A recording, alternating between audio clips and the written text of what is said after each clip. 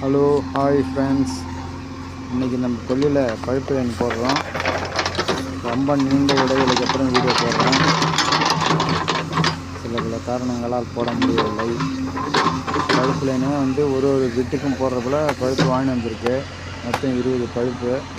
அப்புறம் எல்லு டீபெண்டு எல்லாமே சேர்ந்து நம்மளுக்கு ஒரு 30 ரூபா, அதாவது 30,000 ரூபா காலி. மொத்தமாக காலியாக இருக்குது. சேஜிபி வேறு ஒர்க்கிங் பண்ணிகிட்ருக்கு. அவர் எவ்வளோ ஆகுன்னு தெரியல. 1 ஹவருக்கு மேலே ஆகுது. இப்போ இருந்தால் கீழே துண்டு வண்டி தான், கீழே பிட்டு வண்டி தான் நம்மளுக்கு இப்போ பழுப்பு நோண்டி இருக்கார். இன்னும் மேலே போகணும். மேலே போய்ட்டு அந்த பூஞ்செடிகளெல்லாம் பூந்து நோண்டி போகணும். எம்புட்டு ஆகணும்னு தெரில. அப்படியே ஸ்லோவாக ஒர்க்கிங் பண்ணுறாரு சேஜிபிக்கார். அவங்களுக்கு டைம் தானே வேணும், வேகமாக பண்ண மாட்டாங்க. டைமிங் கேட்க அவங்க ஸ்லோவாக பார்த்துக்குவாங்க. அப்படியே போயிட்டே இருக்கு பாருங்க. லாஸ்ட்டுக்கு போயிட்டு ஒன்றுக்கும் பிட்டு போனாங்க. வரல. இப்போ இதில் வேற தூர் பாருங்க, நீட்டாக பண்ணி வைக்கணும். பழுப்பு மோடு மல்லம் இல்லாத பண்ணத்துக்கு ஸ்டார்ட் பண்ணிட்டேன். அதுபோல் பண்ணால் தான் கொஞ்சம் அப்படியே பழுப்பு டேமேஜ் ஆகாது.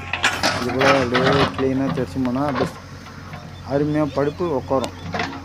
ஃபுல்லாக லென்த்தில் அப்படியே நீட்னஸ் வரணும்.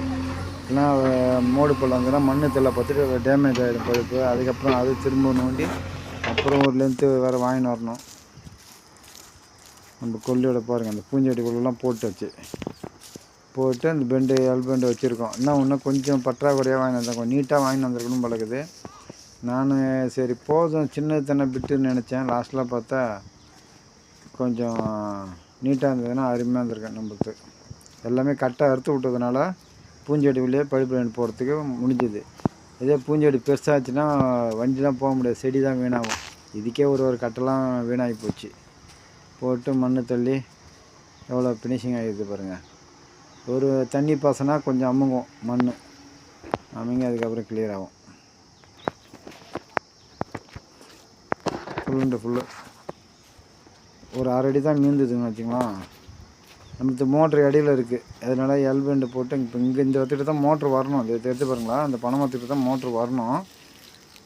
அதுக்கு கொஞ்சம் பழுப்பு தேவைப்படுது, இன்னும் வாங்கின்னு வரணும். அதனால் பழைய இடத்துலேருந்தே மோட்டருக்கு தண்ணி இங்கே தான் டைவர்ஷன் பண்ணியிருக்கோம் நாங்கள்.